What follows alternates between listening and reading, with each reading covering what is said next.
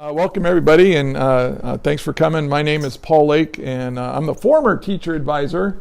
Now I'm a mentor for Team 1671, the Buchanan Bird Brains from Clovis, California, down near Fresno. And I'm here to tell you about the story of our booster club. I'm here with a couple of my booster super parents here, Kelly and Angie, and they'll be here to talk about what we do and answer your questions and so on. The agenda, what I'd like to go over with you is, how I want to tell the story of our team and how our booster club got started, and then what does our booster club do for our team, and then how our booster club, how they communicate and organize themselves. They do a pretty good job with that, and then suggestions for getting your booster club started, and so on. So let's get on with that. Okay, so before our booster club started, as many of you know, robotics is a very stressful thing to do, and so when we first began, we were a fairly small team. And feeding the team and going to competitions and just going to some fast food place for lunch and all that was all very doable. But over the years we grew, and we have well over 60 students on our team now, and there's some seats right over there. And there are some evenings during build season where we'll have 60 people that need to get fed. And it was, and then we go to competitions. We typically bring about 40 kids to a competition, and that's just too much. I mean, we need some organization there. And how do we feed all these kids? Well, in 2011, we hosted another team in our shop. This team had lost the place where they build their robots. And they were a very small team, and they came in and they spent the last 3 weeks building their robot in our shop. But they had a couple of grandmas that I noticed on Friday and Saturday nights, every Friday night, every Saturday night, they were bringing casseroles and really great food, and they were sharing their food with us. But mainly, like our team, it seemed like we were just getting going, just getting stuff done, and then poof. They would scatter to, Taco Bell and McDonald's and all that kind of stuff, and then bringing their food back, and it was expensive. It wasn't very healthy. It was very, very time consuming. It made our evenings very much less productive, and so we I talked to a couple of parents that were on the team, and this is Shelly Carbajal, and this is her daughter Callie Carbajal is on our team, and we looked at what they were doing, and we said, hey, wait, we can do that. We can feed the kids here, and so they started doing it, and so every Friday night and Saturday night during the build season, it's like a big potluck. We have different set of parents bring in food at a certain time. And we have different nights. We have everybody's favorite is breakfast for dinner night. We have soup night. We have potato night. We have, burrito night. There's just all these different themes, and the kids can vote on what they want. And it's been fantastic. It's been, I think it really helped our team, grow to the next level because not only were we being more productive and our kids were healthier, but the parents were getting more involved with our team, and our team was together, and so it was just really a good thing. So we started that process of formalizing that, and so then they started also feeding the kids at competitions. They started coming to competitions with us, and as a teacher advisor, that was just huge because now, especially when we had taking bigger numbers of kids to competitions, I didn't have to worry about feeding the kids. They were doing it. And that is such a load of stress, off my back as the adult that was in charge of that sort of thing. And so now they took it over, and so it was really very cool. I already mentioned that Friday and Saturday nights. Healthy and inexpensive, time efficient. Yeah, I already mentioned that. Sorry. So here's, I think this was freshman year. Was that soup night? Chili? Or wait a minute, that was last year. Grilled cheese. That's grilled cheese and soup night. Yeah. Oh yeah, it was grilled cheese. So tomato soup, different tomato soups and grilled cheese. And this is my classroom, and so a bunch of the parents are here with some kids, and they just fed them. So, I mean, if that's all your booster club does is feed the kids at during build season and competition, that's great. And that's what, for the first few years of our booster club, that's what they did. And here we are at certain events. They run snack bars. Then they started getting into like some fundraising stuff. We'll put on a first Lego League qualifier competition, and they've been running the snack bars for us. The Sacramento Regional right here out in the parking lot. One thing that we've started in the last few years, and actually I may have gotten this idea from the circuits. I think I was talking to Richard McCann a long time ago, years ago, and they're talking about having a potluck night. And so we started having a potluck where every parent, we want you to come, we want you to bring something to eat, we want you to bring extended family, bring kids, bring grandparents, and have a bit. And I'm telling you, it was, we were in here, but there's a whole other facility. It was like an overflow room. It was, I bet we had more than 100 people at our potluck night. And it was a great evening. It's one of my favorite evenings of the entire build season is our potluck. And it gets, we do it about third week, and it kind of gives the parents an idea of what their kids are doing, so that they can come in and they kind of show them the robot so far, and, a little update, little progress update. One of the things, though, that our booster club has expanded into now is helping to raise money for the team. And they also run a kennel at some time. But anyway, snack bars, at FL competitions. We just had a scrimmage last weekend where they had a little snack bar going. That brings in money for the team. We run an annual rummage sale, and that's brought in some bucks. We have poker night. They also have gotten more involved in actually soliciting donations from corporations and so on. They donate silent auctions and dinner, and then we run a dinner dance. I'll show you. That's kind of a really big thing. So here we are at the snack bar, running it and getting photobombed there, and just having fun. By the way, you can see this woman here. She's wearing that shirt.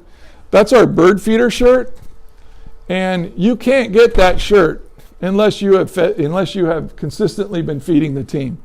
That's our bird feeder shirt, and so we do things like that. We have booster, Buchanan Bird Brain booster shirts, but we also have these bird feeder shirts, and they must be earned.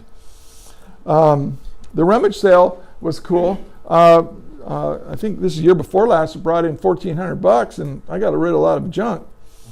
And here they are out on the corner. Okay, there's Ryan having a good time. This is probably like 5 o'clock in the morning. It's still dark, and then this is the parking lot at our school. So rummage sale. Rummage sales, it depends. I mean, if you can have a really good one, good successful one, and raise 14. I think last year, I don't know, it was a little slower or something, and it brought in about $700. And at some point, some fundraisers, you think, oh, that was a lot of work for a few $100. But $1,400 is worth it. 700 is, but that's one thing your booster team can do. One of the things, I've got a bunch of parents that are really good at scrounging up silent auction items. And so when at our, I'm sure you guys probably do this, most teams have their open house, right, where you unveil your robot. Well, that event brings in a good amount of money for our team, because we go out and we get silent auction items, and we kind of make a big party out of it. And they sell it. We also have a parent night where we have merchandise out that they parents can get. We have a kickoff event, and then we have a last couple of years we've done a dinner dance that's been very successful. That's a lot of work. You have to have somebody who's well connected, and we do have somebody like that who can actually put on a fundraising dance, for adults only. There's alcohol's for sale, and they have live and silent auctions, and there's a DJ there, and it's quite an event. Actually, we run it with several teams in our area. We kind of do it together. We don't just do it, but our booster volunteers are very much involved in organizing that. Now, here's one of my favorite. If you have a casino near you, chances are, they want to look good in their communities. Okay, and we've got this place called the 500 Club down in Fresno, and they're very generous with these poker nights. And so we have this poker night where you get 50 or $100 in poker chips, and you have a little tournament there, and they go out and they get items, for the winners and so on. And I hate poker. This is one of my favorite days of the year. I have so much fun. I print off all the rules for poker and what all the hands are and what hands win, and then I go and I sit, and actually the first year I went, I actually was I was at the last table. I was good. I was lucky, and but it was a lot of fun. And I would say I think we've done 3 of them. Yes. And I would say we raise about $2,000 per poker night. My husband's Joe Baker, and he's a poker player. So he's really good about, he has some good connections with the 500 Club, but they do it for the area. And we used to live here in Sacramento area. So I know also even in the Sacramento area, there are a couple of card rooms that definitely will bring them in. It's usually on an off day, like a Sunday, but it doesn't really cost anything. That's the best part.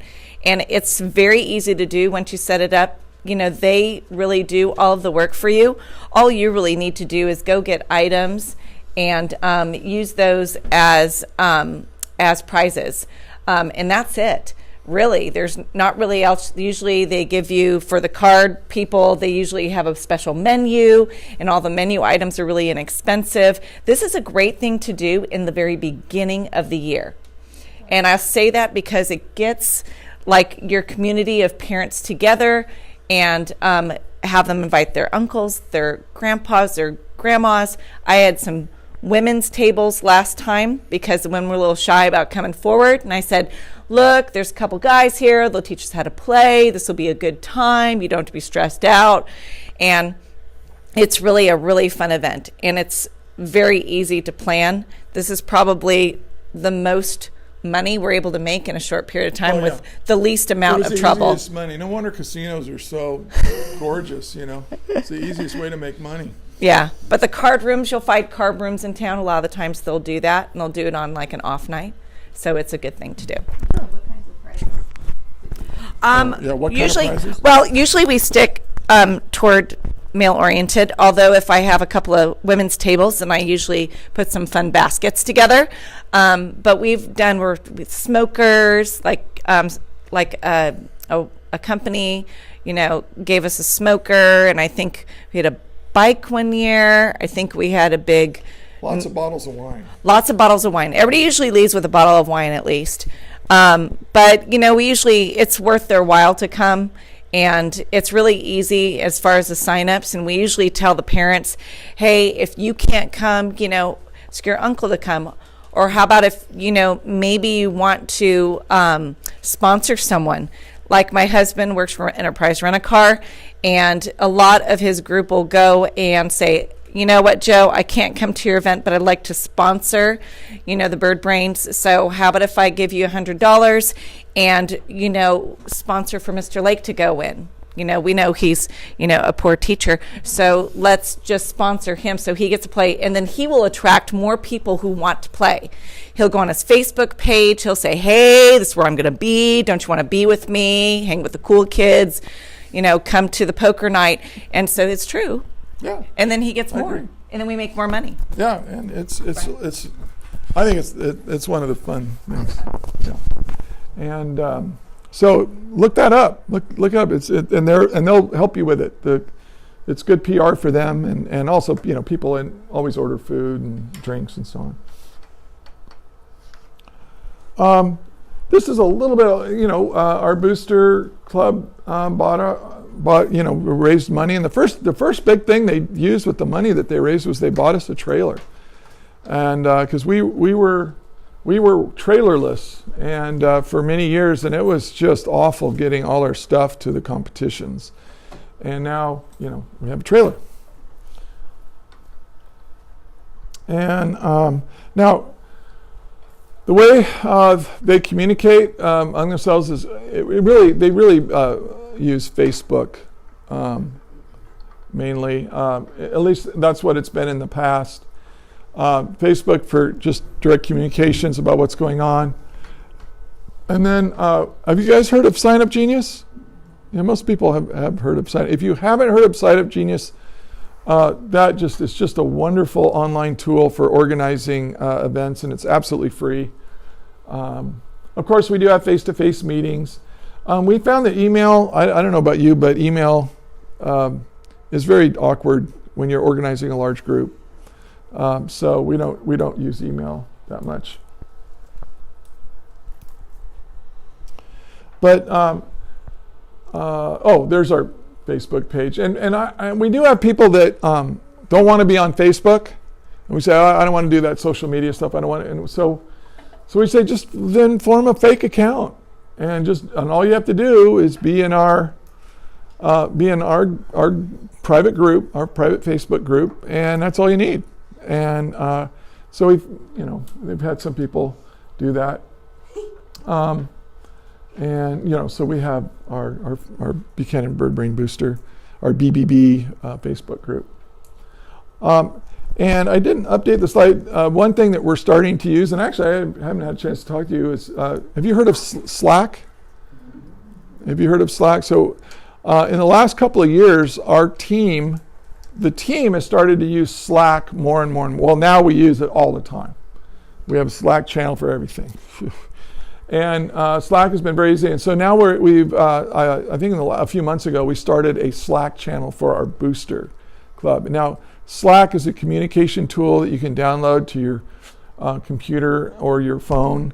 It's very easy to use, and it is not social media. It is strictly used as a means of communication within a group, and it's really good for mobile devices. So if you have a group of boosters that are at an event and you want to communicate, you can text message, but texting, group texts can be kind of awkward, but on Slack, S-L-A-C-K, Slack, I recommend that is something. I should add that to the presentation, actually, because it's been, I don't know, have you guys been using Slack? We just started this year. They just started using Slack this year. Not everybody's But on yeah, so not, yeah. Just a few. Just a few of our members are on there. But Sign Up Genius is really fantastic. And you sign up, give them your email and all that, and you can, somebody has to be in charge of your sign. So you have to have a booster that's kind of in charge of compiling the email list and putting it all together and so on. But signupgenius.com. And so when we have an evening, like say we're going to feed the team on a particular Friday night during the build season, we're going to have soup night, but then you have people bring too much soup or not enough bread or something like that. So they'll get on there and say, okay, we want like 5 different soups and 3 trays of bread, and somebody needs to bring drinks, and people can just click on it. And then when you go to it, as a parent, you go to it, you can see what people have already signed up for, so you can sign up for what hasn't been filled out yet. It's really, really easy to use. And we also include on there helpers for cleanup and Okay, yeah. setup and cleanup. Yeah, they also include ways to sign up for volunteering to help in different. I'm just repeating it because we're recording this. So, yeah. So So it's Sign Up Genius is really great.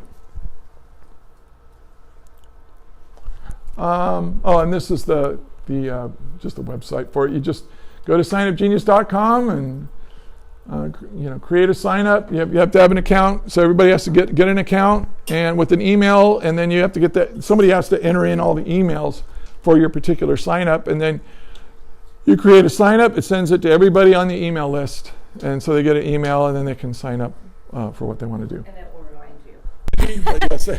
So yeah, some parents don't want to create a new account every time they participate in something or whatever, and I get that. But yeah, so they don't need to have a Sign Up Genius account to say that they're going to bring 2 boxes of chips. It just put in an email address and that's it. So, and then it will remind them, tomorrow's the event. Reminder, you're signed up to bring 2 boxes of chips.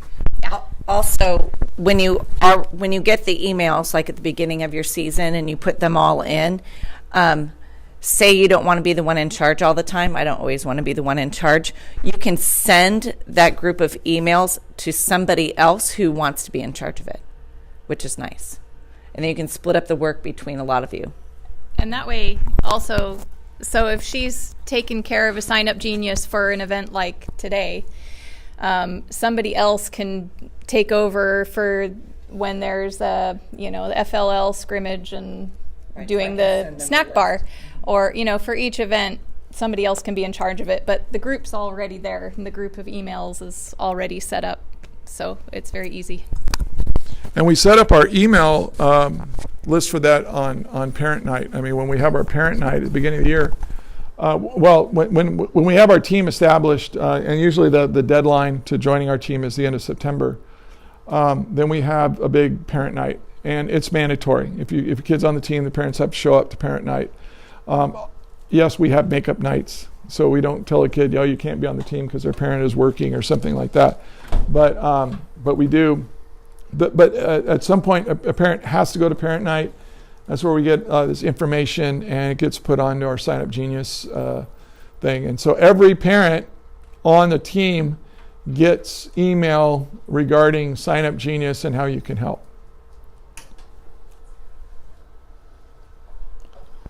So, of course, suggestions for starting your own booster club. If you don't have one yet, just recruit a group of active parents. I think our booster club basically started with about 4 or 5 parents. And that's kind of what, you have about 5 or 6 that are really, really active and do 80% of the work. But still, those people get the other parents involved. Now, we have, and now we're going to get into the weeds here a little bit. Our school has a Buchanan Foundation. It's called Buchanan Foundation. It's a nonprofit, 501c3 foundation, so that if people give us money, they can write it off on their taxes and so on. And through our school's Buchanan Foundation, we have our own account, robotics account. And that's where all the money that they raise goes into. And I really want to recommend, if you have a booster club, you have an account that isn't run by the school directly. Like you have, we have Associated Student Body, and that money is such a bureaucratic mess to try to get any reimbursements for that money. And it's just terrible. We only use that account if we have to. I use the ASB account to pay for registration fees and stuff like that. But For the stuff that we need day to day, I love our foundation account because, frankly, if they go out and buy a bunch of food for a team, they bring me the receipts. So usually what we do is they'll put it on their credit card or something, and then they bring me the receipts, put it in an envelope, put their name on it, put the total amount on there with the receipts in there, and I take it to our financial secretary, and she just looks at it, opens it up, cuts them a check to their name, and the following week they get a reimbursement. And that's the way our foundation account works. Now, I know I've given this talk before, and different schools, different states have different laws and rules and so on, but forming your own, and I would go to the trouble, if you don't have a foundation account at your school, a 501c3, I would go to the trouble, maybe find a parent who's a lawyer or something on the team and form your own, and so that you can have control over that money and can reimburse people easily and quickly, and pay for things. That's how we paid for that. We're very proud of our pop-up. Did you see our pop-up out there with the birds on it and everything? Yes, we love our. This is the first time we've ever had it up, so we're kind of excited about it. All right, do have a parent night. If you haven't had one yet, if your team hasn't had a mandatory parent night, do one and use that parent night to recruit for your booster club. I think for the last couple of years, Kelly she gets up. She's on the agenda for the meeting. She gets up and she makes a plea for parent help, and and some of them, there's a lot of them. They won't do anything unless you ask them to. So. I'll add to that. Wanted to add that this year, at the parent night, we gave everybody a form that was time, talents, or treasure, and with just lists of different ways that parents could contribute to the team, whether it's just volunteering time and helping, or giving stuff, food, other kinds of items that the team might need, or just monetary donations. And they could mark on that form, and we have all their contact information. So every parent that's at the parent meeting, we have their contact info for, and we know what ways they might like to help. And then we can get in touch with them and say, here's the kinds of things that the team needs, and we'd love it if you could help with this kind of this, or whatever. But that makes it very, very easy, and we have everybody's contact info, which helps a lot. Yeah, nice data. So this is one of the slides that we show. This is a couple years old, but we show this at our parent night and make a copy of it, and so our parents get contact information and so on. So anyway, that's what our club does, and I'd like to thank you for your attention. And hey, we're learning from other teams, and I'm sure that hopefully you learned something, got an idea from this session. But if you'd like, we could go to the next slide, and I can, we can come up with some new ideas. Yes. Add another thing. So what I think what helps an awful lot is, first of all, I know that there's tons of parents that want to help, and they want to support the kids on the team, and they realize that it's valuable, and they want to help. So I think the most important things are the communication. You have to know how to be in touch with them, and they need to know how they can help. And then the last thing is, it needs to be easy. It needs to be easy. If you can say, here's different food items we need, they can sign up on Sign Up Genius, and we say, you can drop them off at the school in his room. You can have your kid bring it. You can drop it off at my house. But specifying easy ways to just, because if it's going to add an extra trip for somebody, or if it's too complicated, you're less likely to get that donation. Did you have a comment? I guess my biggest question is, it's easy to get, parents do want to help, yes, but do you have someone in charge of the group? Who's running this group? Okay, so repeat the question. I'll repeat the question and then. Yeah. That's what I want to know, is how do I get Okay. a person? That's very, there'll be a sucker in the group. I'm that one. Usually there's, Graduated already? no, he's still here. He's a senior, and then I have a sophomore too. So Lake is happy that I'll be around for a little bit longer. And basically, this is what I'll tell you, because it's a lot for one person to handle, especially when you have a large group.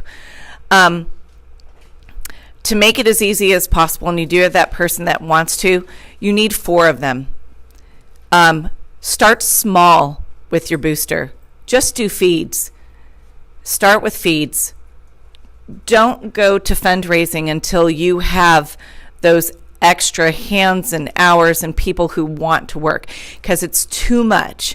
And we'll have off years where, everybody's like, yeah, and then you have, fundraisers, let's do this. And there's always tons of ideas, and then everybody disappears.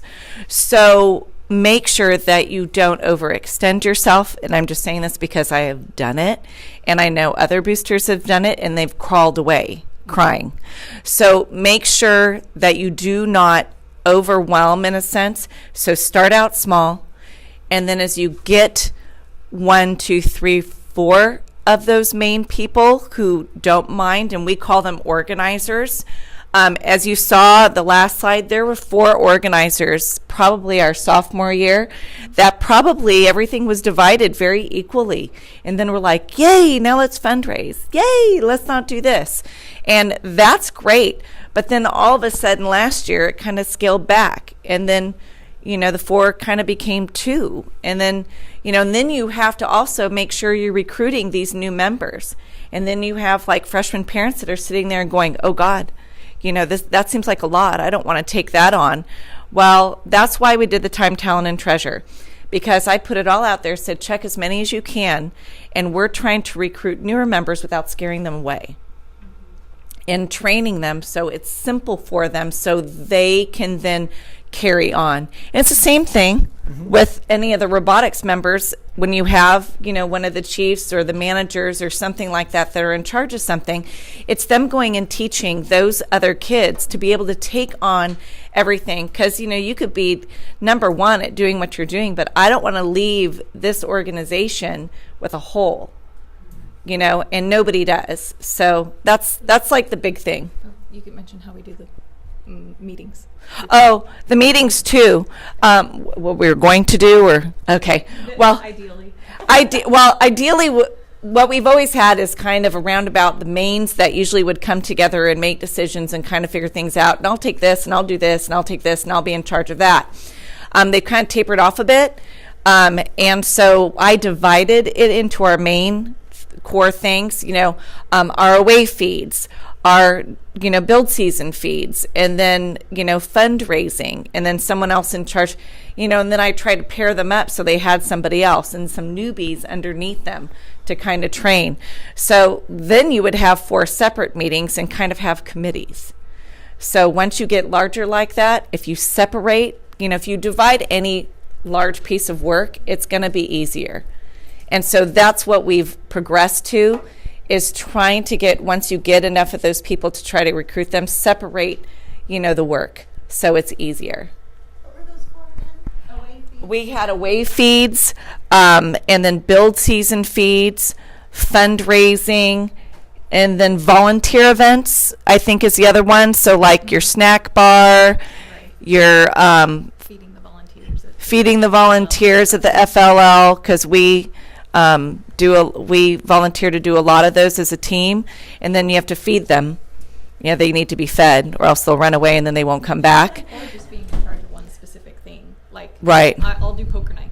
Right. Like, and then we have the big things like dinner dance. We have lovely Karen Garcia, who is a caterer, and she plans probably all of the dinner dance, really. And then my husband and I do poker night, and then I don't know, there's the Pasquales will do the rummage sale, so then there'll be some that be like, I'll organize that, and then everybody goes, I'll help you too. And over the years, I think we really started formally having a booster team in the fall of 2011. So 2012 was the first time we really had a formal thing. And it evolves and changes over time, depending on what parents we have and So we've ideas never and what had, needs we have. Really an organized who's in charge. And I've thought about that. I mean, should we have a formalized leadership structure? Maybe that would be, helps. I mean, do any of you have a booster team or a booster club that has a formalized leadership structure? It might have helped because we have had some issues. I mean, all the parents are all, we're all on the same team and everybody's here for the kids and so on. But there's been some conflicts, and it might be better if there was a designated leader. But really, we would try to meet like once a month. Ideally, sometimes it didn't happen that often, but we would meet once a month and just talk about, okay, here's what's coming up. All of these various events are coming up. What does the team need? And then, some people would say, hey, I'll do that, and we just kind of try and divvy it up. Mm-hmm. When you go on travel, so you have a booster club person go with the team. The question was when we travel to events, do we have booster members come with the team and help feed them? Yes. I think we've been doing that. I think we've had. You got hotel rooms, you got. I mean they. Train themselves, or The booster team does. pay? Yeah. So because you got the fundraisers, so you got the cash. I'll be honest that they've never asked for reimbursement for the hotels for coming. I mean, We've just paid for ourselves to go if we want to go. yeah. Our kids are part of the team and expenses and everything, but we just, if we want to be there, we'll make arrangements on our own. If they asked, I would pay them though. Uh-oh. Well, You gave shoot, some ideas. I should. What's that? Said you gave an idea. I know. I should have been. But I. Because I'm a travel agent, so I don't, and this was my hometown. I have people to stay with. You Yes. I guys have know me. family Question. here, so it's. Do you plan where you eat out, like beforehand? Like if you know you're going to a competition, you know you're eating out, like for dinner. Do you like vote, like get a list and have people vote on what they prefer, and then like the majority rules? I'll let them answer that question. The question was, how far in advance do we plan where we're going to eat when we go to an event and so on? And it really depends on the event.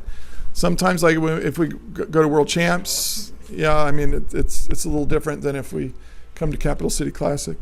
Boosters, I think, primarily handle lunch. We do lunch. They're on their own for breakfast. We're not with them typically in the mornings. And Yeah, I think as far as, I'm going to sit here, because breakfast is usually included with their hotel room, so they have that. Dinner time, he is Mr. Lake, usually finds a big parking lot with a bunch of fast food and parks there and says, have at it. Because I'm a travel agent in these different areas I've stayed in because my kid's a senior, so I've traveled with them for the last years. I know what's around. So a lot of the times I can kind of like figure out, we try to keep it simple when we're doing away lunches, like Costco pizza. There's always a Costco, it seems like, available. And then like Alberto's, I know the family that runs Alberto's, so they kind of help me out.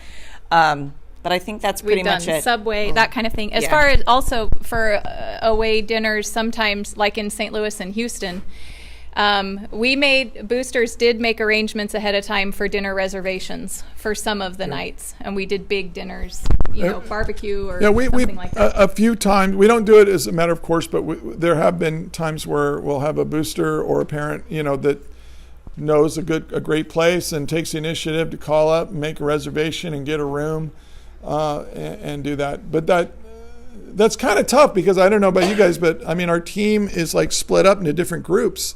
And our pit crew and drive team, they're here till, they're there in the pits till 8 o'clock. Well, I don't want to keep the other 30 kids waiting to eat, for that. So we usually scatter to the wind for dinner at fast food places. Yeah. So I'm curious to know how you guys coordinate paying for the meals at tournaments. So do you collect money at the end of the year? Do you have parents give money for each tournament? Yeah, the question is how do we raise the money to reimburse them for our lunches? And what we do is we send out a notice to the parents of the kids that are traveling. We say, this is how much it costs, hotels, this is how much the bus costs and the van and meals. And usually I try to give them a budget of about $5 a kid. I really want you to try to feed the kids about $5 each, because what I do when we decide how much we're going to ask for a parent donation for that particular trip, there's hotel, there's bus, and then there's food. And I tell them we're going to buy them 2 meals. Well, for this competition, 2 meals. For a lot of competitions, it's 3 meals. And then they have to bring enough cash for dinner and breakfast. We always stay at a hotel that has those really horrible breakfasts, with the waffles and stuff. I can't stand it, but they like it. And for that reason, so we don't have to worry about breakfast. And then they serve us lunch, and then dinner. We usually find a food court or something with fast food. But I'll tack that money on to our donation request. And we do request donations for each competition. We add up an approximate cost. I will say this, that if there are a few kids on our team who cannot afford to pay their way, and we find a way of paying for them. I mean, we have people who sponsor kids to come to, especially, this isn't so bad. I mean, this competition is like, I think we asked for $100 or something, and that pays for the hotel, and we have a bus driver and a bus and all that. But like World Champs, if you go to World Champs, oh my gosh, especially if we're flying out of Fresno. We're from Fresno, and to fly out of Fresno, it's going to cost you. Our airline tickets last year, because we qualified for Champs really late in the season, and by the time we got our airline tickets, the airlines just had us, and they it was over $1,000 per ticket to fly. And your parents pay all that? Our parent, most of our parents do pay for it. One thing I tell them at parent night about cost, I said, look, if your kid is super involved in this team, we're going to ask probably about $1,600 for travel and all that. Now, if your kid was in band, on the football team, in cheerleading or whatever, what is it going to cost? I said, this program this is a world-class experience, and it is worth. I've had 2 kids on our team, and my youngest son is now a senior on the team, and I said, I'm just a poor teacher. And so I don't have a lot of money. I tell you what, it's worth every penny. First, it's just a fantastic experience. And I tell them that this is worth it. This is worth your money to pay for your kids to have this competition. And last year I was so desperate. And when we had our parent meeting before we went to Champs, I actually kind of broke down a little bit, because I don't know how we're going to pay for this. We got to go. This team deserves to go. We had a great team last year. And I said, these kids deserve to go, but I don't know how. And I had a couple parents that fairly wealthy, and man, they wrote some big checks for their kid and a couple more. It was fantastic. And so we were able to get through the year. We broke even. So I don't know if you are in an area where the majority of the parents of your students do not have the capacity to pay for $100 or usually regionals is like that. We go to Sacramento regionals, usually a couple $100 for that. Certainly Champs is $1,000. Then you have to be creative and fundraise. There might be places that would help you, but that's another session. Yes. Okay, so you said $1,600. I'm assuming that's like if you were to go to more. If you were to go to everything. Okay, so in addition to the 100 or 200 per competition, depending on what it is, do you have like a set system of required or highly recommended donations that each student needs to bring in, or how do you delve out the rest? It just depends on how the year goes. Well, I do tell the parents that there's not like a first half of the season. You have well, to this much. At our parent night, we kind of break down the costs. Here are the events we go to in the fall, and here's how much it costs per kid. And then we have our regional competitions. And then if we make it to champs, here's how much champs costs. So they will have an expectation of what we're going to ask for well ahead of time. And then usually if I have a parent who can't afford the whole thing, but their kid deserves to go, and we always take kids who deserve to go. I mean, we do not make our list, we do not make our travel list based on who can afford to go. We base it on who has earned that spot. And then we ask for money, which is, it's tough. So, it always seems to work out. It has. Yes. We try to really keep the cost down too, but going out to a restaurant is so expensive. You're what? We try to keep the cost down also, but going to a restaurant is very expensive. You end up waiting so long because you have a big group. Right. So what we've been doing the last couple of years is we're at a hotel, so we order like carry out party trays from restaurants. Like today we're gonna have Panda Express, and you order the thing for 25 people or whatever, and then we eat it at the hotel in the breakfast area. Oh, that's a great idea. And we just have to take a plate. Okay. It costs like $5 a person. It's super So- cheap to do it. So for you, those of you watching at home, her suggestion is to do a place like Panda Express or some place like that, and to order ahead of time, and they'll deliver it. No, we have cars, so we. Oh, you go out and get it? Order it online this afternoon. I'm going to order it from Panda, and I'll pick it up. I'll set the pickup time to be 6:15 or whatever, and then we eat the hotel. At Champs last year, we did it. We did Panda. We did what's the Italian place? Olive Garden. We got the party tray. So Olive It Garden was like and all that. $5 or $6 a person. Really? So for $5 or $6 a person, you can order meals ahead of time, go pick them up, carry out, right? Carry out for a big group. They'll do carry out for a big group like that? Yeah, it's a party Party tray? or something. Party tray? That's a great idea. And those, again, we ordered that day. Last year at CVR, we found an Italian restaurant there, a mom and pop place, and I just set it up that week before, and they made, tortellini and all this stuff, and we picked it up. We have, great meals now instead of fast food or pizza every night or whatever. That's a great idea. That's a great idea. Yes? We did. We took that even one step further when we went to Houston last year. Uh-huh. The hotel we were in did not have breakfast. Well, actually, I'm going to be like Phil Donahue. You guys remember Phil Donahue, right? So we took that one step further last year in going to Houston, and because the hotel did not have any breakfast, and we were not going to have any cars for travel either, we decided just to take our breakfasts with us. So we had 2 or 3 suitcases full of just breakfast foods, some cereals, things like that. And a couple of the team moms just set up breakfast bar in their room. People, students came in, got what they wanted, and as soon as I got there on Friday, just ran down to the grocery store, pick up. think of that when you went through? Not sure, the food was there, and just picked up some milk and whatnot. While I was there in Houston, that worked out really well. And Oh, no, not at all. We've done something kind of similar, but on the dinner end of things, and we found we primarily stay at Holiday Inn Express, and a lot of the times they're really accommodating. Like we've asked, can we set up our barbecue outside? Mm-hmm. And so we can actually cook dinner there. And like the last competitions we went to earlier this year, the main area was just surprisingly empty both times we were there. So they even let us set up our food, and we had a little buffet down there. So a lot of the times, especially if you communicate with the hotel that you're staying at, what you're doing, they can be really friendly with letting you use their facilities. So that's a good idea. And you offer their staff your leftovers. Yes.